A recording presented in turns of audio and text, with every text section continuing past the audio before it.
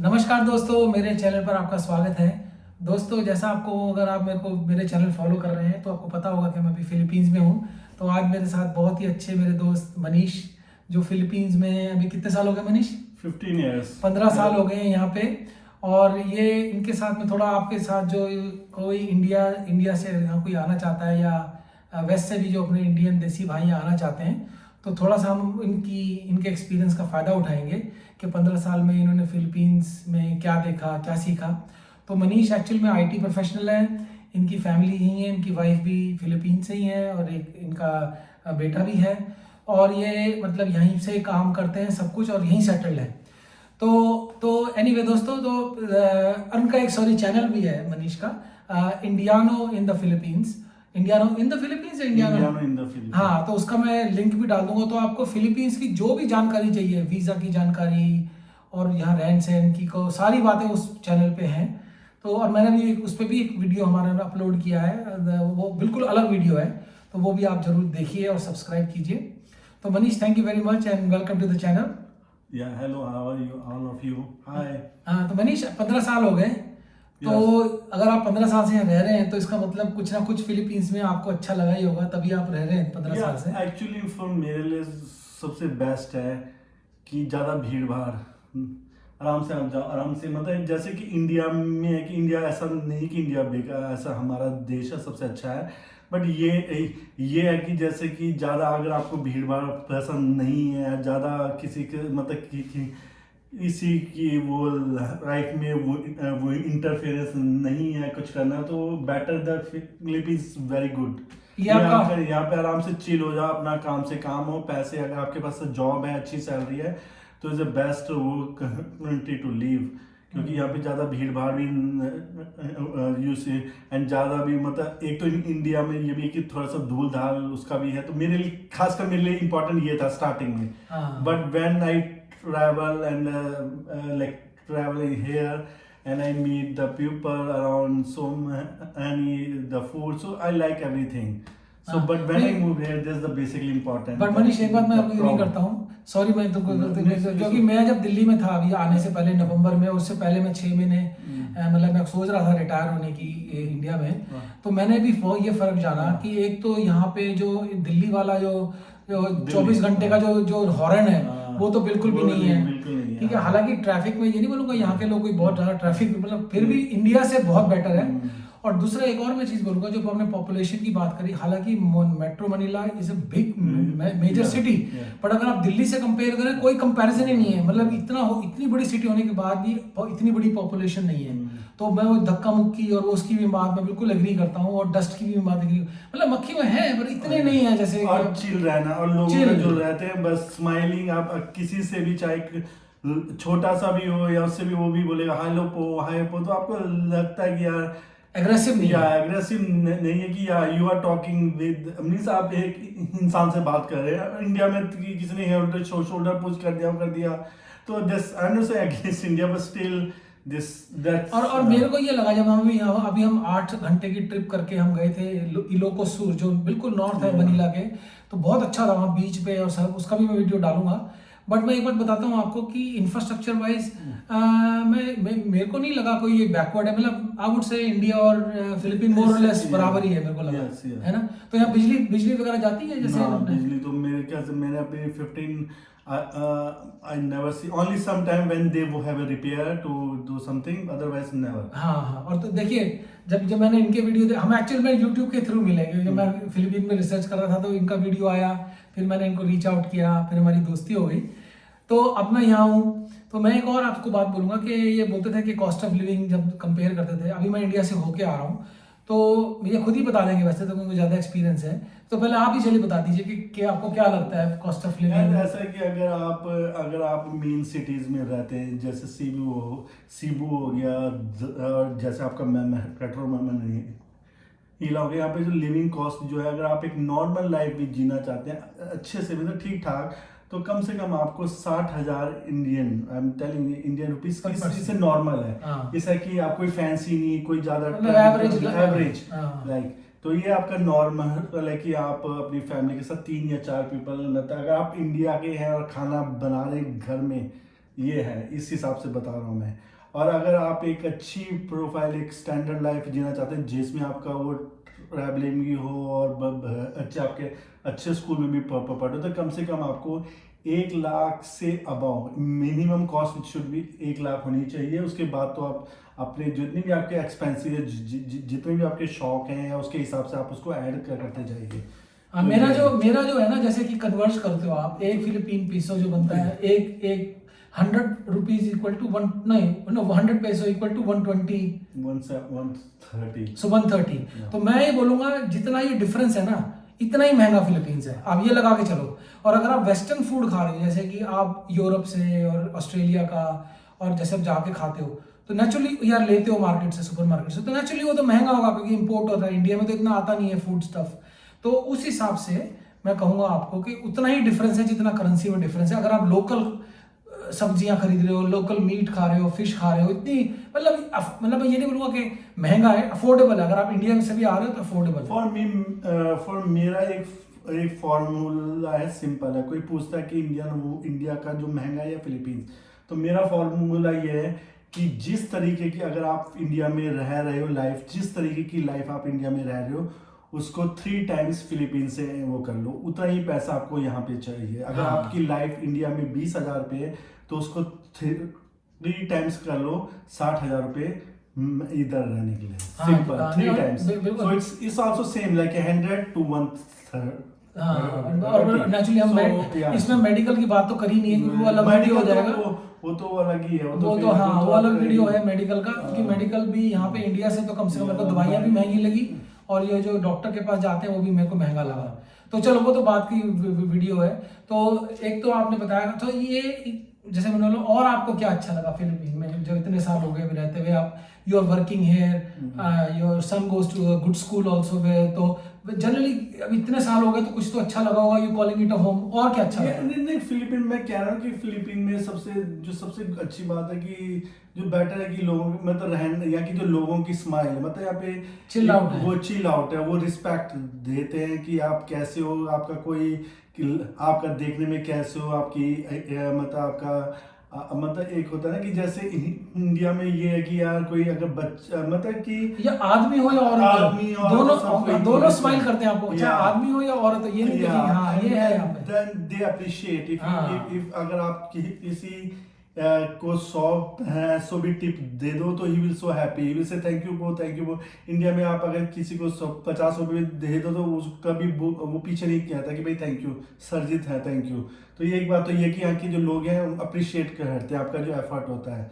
Okay, and second ये है कि आप जब लोगों से जिस चीज से कहीं बाहर जाते हो, आप उनसे मिलते हो तो इजी टू टॉक। हाँ, okay, unlike in India, if you can say you can talk with anyone, no they will not, suppose if अगर आप यहाँ पे कहीं जाते हो बाहर में, कोई लोग हैं वहाँ पर हेलो हाय, वो start to talk, they will talk with you naturally, you can ask them, so you don't means ये है कि आपको कोई formalities की जरूरत नहीं है।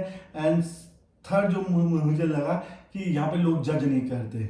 हाँ, आप कैसी भी जियो, कैसी भी लाइफ जियो, एज मच अगर आप यहाँ के सिस्टम को वो नहीं कर रहे हैं, यहाँ के कल्चर कानून नहीं तोड़ रहे हैं, मतलब तो आप कैसे भी वो नेवर जज यू, आपका प्राइवेट मैटर है वो। एज आपकी क्या है, किसी भी तरीके की आप एज, ऐसे नहीं कि कोई बोलता है यहाँ पे 50+ इंडिया में जाओ 50 ये बूढ़ा हो गया क्या क्या करेगा, एंजॉय होगी इसी लाइफ तो उसके बच्चे के देख रहे हैं। पर यहाँ पे no, everyone has own life, how अगर आपको किसी भी तरह से एंजॉय करना है, कैसा भी करना है, एज मच एज वो दूसरों के लिए सेफ है, आप अपने हिसाब से एंजॉय कर सकते हैं। तो ये मुझे लगा कि आपकी लाइफ में कोई वो इंटरफेयर नहीं होगा, मतलब कोई नहीं करता। हाँ, और मैं एक बार बोलूँगा कि मैं तो अभी बोराकाय गया था, तो मनीष तो बहुत जगह घुमा है, but islands are stunning actually. मतलब इसकी ब्यूटी जो फिलीपींस की है बहुत ही ज़बरदस्त है। अगर आप यहाँ आते हैं या रहते हैं तो आपके पास 7,000 आइलैंड्स हैं एक्सप्लोर करने के लिए, और अलग है। तो यहाँ की जो बीच लाइफ है और सी लाइफ, ओशन लाइफ है, बहुत ही सुंदर है। और मैं एक बात और बोलूँगा, वैसे कंपेयर कभी करना नहीं चाहिए, क्योंकि एप्पल एंड ऑरेंजेस वाली बात है। इंडिया है भाई, वो उसका है ना, Philippine everything, when the food change, the culture and जो दोनों देश वो डिफरेंट है, कंट्री सेम नहीं है। आप थाईलैंड को फिलीपीन से वो कर सकते हो कंपेयर, बट हाँ। इंडिया को फिलीपीन से नहीं कर compare सकते। करना तो कोई वो है, कोई तुक ही नहीं है। और मैं एक बात बोलना हम जो अक्सर बात करते हैं, जो यंगस्टर्स आ रहे हैं या जो थोड़े उम्र वाले आ रहे हैं, देखिए आप इनके देश में आ रहे हैं तो आपको इनके हिसाब से चलना पड़ेगा।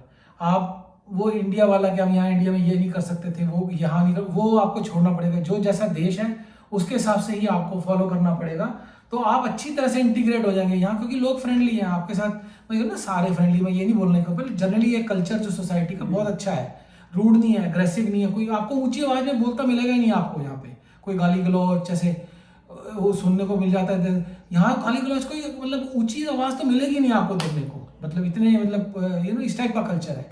तो एक तो सुंदर भी बहुत है, नहीं मनीष? बहुत ब्यूटीफुल बीच है, इज है द बेस्ट मेरे हिसाब से जो बेस्ट है बोहोल। I like Bohol. हमें जाना है। एक तो उसका लैंडस्केप भी अच्छा है और उसमें ना वो चॉकलेट वो जो हिल्स है बहुत सुंदर है, और वहाँ की जो रोड्स हैं वो बहुत ही सीनरी है वहाँ पे। And second the sea, there is also beach, so it's a perfect combination. अगर आपको माउंटेन अच्छे लगते हैं, अगर आपको रोड की sceneries along the way and the sea अच्छा लगता है तो बेस्ट है। बाकी अगर वो बहुत से जो बीचेज हैं जो अभी इतने वो हुए नहीं है, पर वो दूर है, पर अगर वो जाओगे आप, अगर आपके पास अपनी कार है, अपना वो है रोड, जैसे हम गए थे तो कितना सुंदर था। सो यू विल अमेज, बहुत अमेजमेंट। तो ये है कि आपको, और ये भी नहीं कि आपको वहाँ पे जाने के लिए बड़ा एक्सपेंसिव नहीं, you can be go by road, मतलब मिडिल क्लास भी जहाँ से अफोर्ड कर सकते हैं, बिल्कुल। और एक और भी चीज बताऊंगा दोस्तों जो मेरे को बहुत अच्छी लगी, जो इसने मनीष ने भी जिक्र किया, जिसका कि ना पॉपुलेशन नहीं है जैसे इंडिया की है। इंडिया में तो बहुत पॉपुलेशन, आप बीच चले जाओ, कहीं चले जाओ, यहाँ पे अभी मैं ऐसे बीच में गए ना, कोई एक बंदा भी नजर नहीं आया आपको। वही ना, शहर से अगर थोड़ा सा यहाँ से इधर से अगर आप 100 किलोमीटर भी बाहर निकल जाए तो लोग कहाँ में लोग है ही नहीं, बिल्कुल। हाँ, गए देखा नहीं, उसके बाहर से तो लोग मिलना ही कारें भी आते 500 उससे वो दूर से दिखती नहीं थी तब। और यहाँ पे खासी इंडियंस की पॉपुलेशन है, जो जैसे फॉरेन, जैसे TCS इन्फोसिस से जो लोग यहाँ काम करने आते हैं, और जो पंजाब से आए हुए हैं बहुत टाइम से पहले के, यहाँ पे मनीला में हैं। तो ऐसा नहीं है कि आपको यहाँ इंडियन खाना नहीं मिलेगा, फूड नहीं मिलेगा, सब अवेलेबल है, मसाले मसूले सब मिलेंगे आपको। और एक मैं ये भी पूछना चाहूँगा कि क्योंकि हमने जो एक और वीडियो बनाया है जो मनीष के चैनल पे है, और उसमें हमने ज़्यादा डिटेल में बात किया है, इसको मैं छोटा रखूँगा। तो मनीष एक कोई 2-4 मतलब वैसे बोलना नहीं चाहिए किसी कंट्री के बारे में नेगेटिव, क्योंकि नेगेटिव एक्चुअली होना नहीं चाहिए। मैं ये बोलूँगा कि जो आपको लगता है होना चाहिए, जो नहीं है, चलो इस तरह से बात करते हैं। तो मैं फिलिप, कोई आपको ऐसी बात लगती है कई बार, do you miss Indian community या इंडियन फूड या इंडियन लैंग्वेज, या कोई ऐसी बात जो आपको लगता है यार ये थोड़ा ठीक होना चाहिए था? एक्चुअली अबाउट द फूड का तो ऐसा नहीं है कि फूड का अब तो सब है यहाँ पे, बट ये है कि you can buy also stores. आप जो बहुत से स्टोर्स हैं यहाँ पे, कहीं से भी अपना जैसे दाल दूध खरीदो, कहीं से भी अपना बनाओ, तो खाने तो मतलब वैसे नेगेटिव कुछ लगता है कभी कभी। जैसे अगर आप कई शहर से दूर जैसे अगर यहाँ पे नीला में रह रहे हो, तो आपके बहुत से अगर आप जाने बाहर घूमने वो तो आपके बहुत से दोस्त हैं, और यू कैन आल्सो, बट इसका भी एक कॉस्ट है। अगर आप कहीं बाहर में जाते हो तो हर रोज बाहर में तो जाओगे नहीं, 500 रुपये 600 रुपये एक बार में, अगर एक दिन में जाओगे तो 1000 रुपये तो जाते तो रोज। तो ये भी कभी कभी आपको फील होता है कि अकेला होता है, खासकर अगर आपके लाइक कोई त्योहार होता है उस टाइम आपको, अगर आपकी फैमिली वहाँ पे, तो अगर ज़्यादा लॉन्ग टाइम वो रहते तो मिस करते हैं, खासकर उन टाइम में। ये आइसोलेटेड सम टाइम आप फील करते हो, पर ये फिर मैं तो यही, वो तो कहीं भी करेंगे आप, चाहे अमेरिका में रहो, इंग्लैंड में रहो, बट ये बाकी वो तो नॉर्मल की कोई थी। बाकी तो आई डोंट थिंक कि अगर वैसे उस तरीके से तो कोई वो नहीं है कि लाइक ऐसा कोई डिसएडवांटेज है। मेरे को भी नहीं लगा एक्चुअल में, क्योंकि देखो आदमी एडजस्ट कर लेता, कहीं भी जाता है ना थोड़ा बहुत। देखो मैं इंग्लैंड में रहा 20-25 साल, एडजस्ट किया, यहाँ आया हूँ, बिल्कुल ही अलग कल्चर है यूके से ना, तो और डेवलप उसी सेंस में नहीं है, बट फिर भी जैसे कुछ एरिया मनीला के बहुत डेवलप्ड है, BGC, अब सेबू भी कहते हैं बहुत डेवलप, मैं गया नहीं हूँ उधर। तो जैसे मकाती यहाँ है बहुत हाँ। बट मैं यही बोलूँगा कि देखिए डिसएडवांटेज नहीं है, वो तो आपके ऊपर अपने ऊपर है। बाकी यार मैं पूछ रहा था। हाँ, बस ये है कि अगर आपको कंपनी कोई ओनली जॉब का भी है कि अगर कंपनी कोई हायर नहीं कर रही है बताइए। तब तो बेकार है क्योंकि यहाँ पे जॉब्स नहीं है कि आप अगर आप और यूके में रहते हैं या अगर कहीं जाते हो वहाँ पे तो आपके पास छोटा भी काम होगा तो आपको बोलोगे चलिए $5-10 वो पर यहाँ पे ऐसा है नहीं, जॉब्स के लिए ना, मतलब Job- अगर आप यहाँ आ रहे हैं सिर्फ फिर आके जॉब्स ढूंढेंगे आप भूल जाओ। Yeah. बट अगर मान लो टूरिस्ट वीजा लेके आ रहे हो या यहाँ रहना चाहते हो या और टाइम बिताना चाहते हो तो टूरिस्ट वीजा आराम से मिल जाता है, आप एक्सटेंड कर सकते हो। हाँ, तो अगर आपके पास जॉब है कहीं बाहर से कर रहे हो जैसे रिमोट जॉब्स हैं अगर आप यहाँ पे रहना चाहते हो वो सही है क्योंकि आपको जॉब है आपके पास। बट अगर आप इस उद्देश्य से आ रहे हैं कि मैं यहाँ पे जाके ढूंढूंगा जॉब या वो करूँगा तो वेरी लेस चांस। अभी हाँ सॉरी मनीष, वो तुमने फादर को बुलाया था, मनीष ने अपने फादर को स्पॉन्सर किया था टूरिस्ट वीजा, तो उसका पूरा वीडियो जो है कैसे लेना है वीजा, किस टाइप का वीजा लेना है अब तो ज्यादातर फॉर्म ऑनलाइन हो गए। You can be you just have to submit the papers and you will get। तो ओवरऑल आप क्या कहोगे, आना चाहिए फिलीपीन? अगर आप one time experience as a traveller है तो आओ, वन टाइम तो आ सकते हो। एक मतलब अच्छी है, एक बारी तो आ ही सकते हो, वो तो कोई चांस। उसके बाद अगर आपको लगे और अच्छा है तो आते रहिए।